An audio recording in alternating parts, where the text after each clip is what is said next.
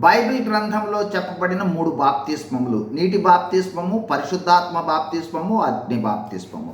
బాప్తిస్మం అంటే ముంచుట లేదా మునుగుట.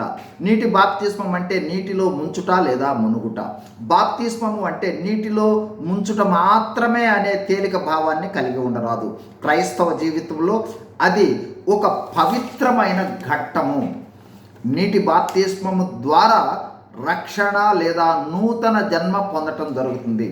నేటి నూతన జన్మ అనుభవమునకు ప్రాతిపదిక అయిన బాప్తిస్మ నిర్వచనం అపోస్తల కార్యములు 2:38లో పేతురు ప్రకటిస్తూ ఉన్నాడు.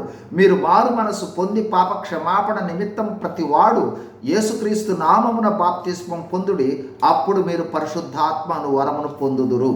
పరిశుద్ధాత్మ అను వరమును పొందు అనుభవమే నూతన జన్మ లేదా రక్షణ. నీటి బాప్తిస్మము ద్వారా నూతన జన్మ అనుభవం పొందటం జరుగుతుంది. నూతన జన్మ లేదా రక్షణ లేకున్నట్లయితే బాప్తిస్మము తీసుకున్నను వారు క్రైస్తవులే కాదు.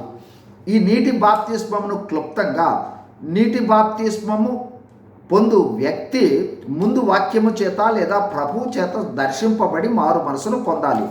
మారు మనసు అంటే పాప పశ్చాత్తాపము. పాప పశ్చాత్తాపం పొందిన వ్యక్తి పాప క్షమాపణ కోసం ప్రార్థించాలి.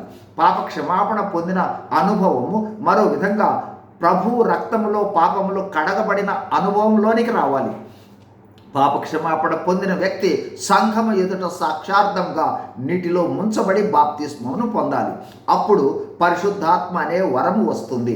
అదే నూతన జన్మ లేదా రక్షణ అనుభవం. అప్పుడే పరలోక రాజ్య ప్రవేశం. ఈ అనుభవాలు ఏమీ లేకుండా ఏ కారణము చేత బాప్తిస్మం పొందినా అది నేటి అపోస్తులు చెప్పిన నీటి బాప్తిస్మము కాదు. అందుచేత నూతన జన్మ రాదు, రక్షణలోనికి వారు రారు. ఆ బాప్తిస్మం వలన ఆత్మీయ ఆశీర్వాదాలకు వారు పాత్రులు కారు. బాప్తిస్మం పొందామనే అపోహే తప్ప బాప్తిస్మం పొందినందువల్ల పొందిన వారికి ఏ విధమైన ఆత్మీయ ప్రయోజనాలు ఉండవు. అపోస్తుల బాప్తిస్మమునకు భిన్నంగా బాప్తిస్మము ఇచ్చిన వారు కూడా వారి వారి లెక్క అప్పగించుకోవాల్సిందే.